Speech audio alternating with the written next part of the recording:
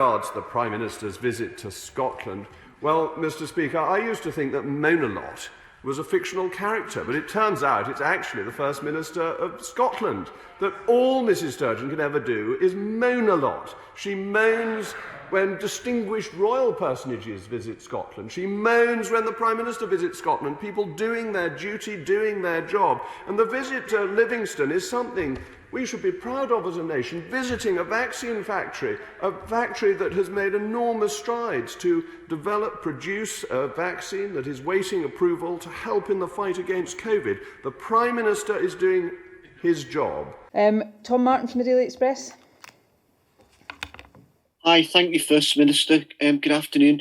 There have been claims on social media this morning that have been picked up by at least one publication online that the Earl and Countess of Strathern's visit to Edinburgh today is in breach of the cross-border travel restrictions. I just wondered, could you provide some clarity on the situation?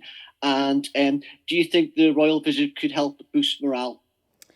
Look, the royal visit is a matter for the royal household and the arrangements around it, and I think any questions about those arrangements should be directed to the royal household. The Scottish Government was advised about the intention to visit, and we made sure that the royal household were aware, as you would expect, of all of the restrictions in place in Scotland so that that could inform both the decision and the planning of the visit. But I think any questions about that should be directed to the royal household.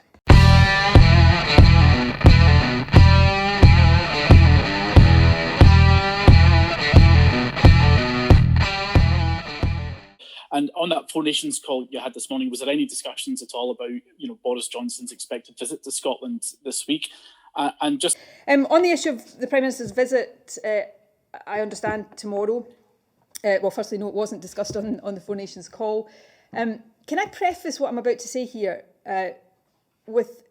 by being very clear about what I'm not saying? Because I know that when I speak about things like this, the headlines often, and again, let me just say, I'm not criticising the headline writers. It's sometimes these things too easily translate into headlines that don't really get what I mean.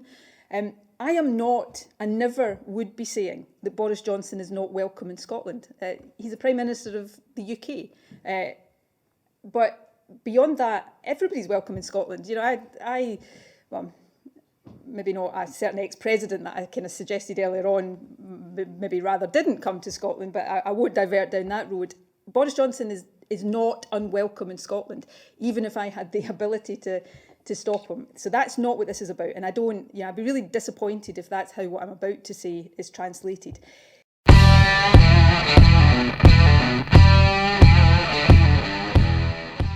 But we are living in a global pandemic.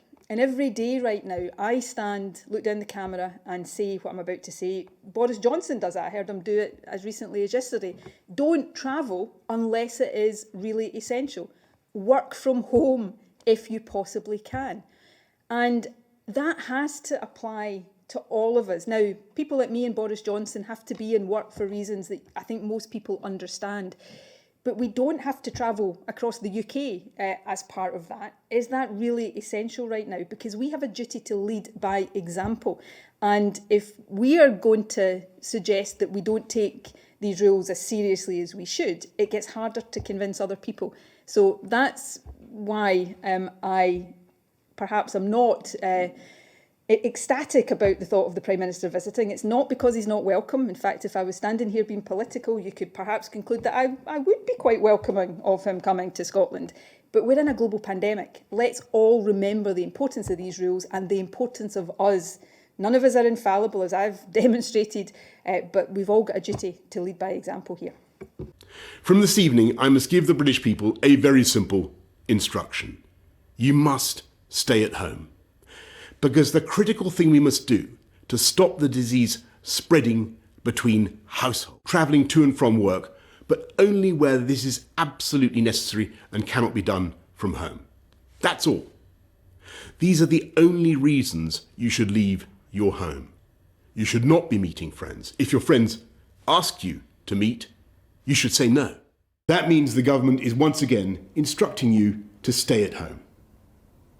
You may only leave home for limited reasons permitted in law, such as to shop for essentials, to work if you absolutely cannot work from home,